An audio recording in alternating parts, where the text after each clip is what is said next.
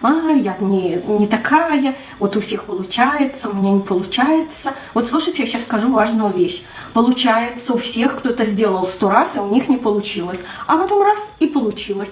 Понимаете? Спасибо, спасибо. Спасибо за сердечки. Поэтому, смотрите, по этой карте вы можете захандрить, кто-то может заболеть, кто-то, а кому-то просто пашет, и вам теперь нужен отпуск.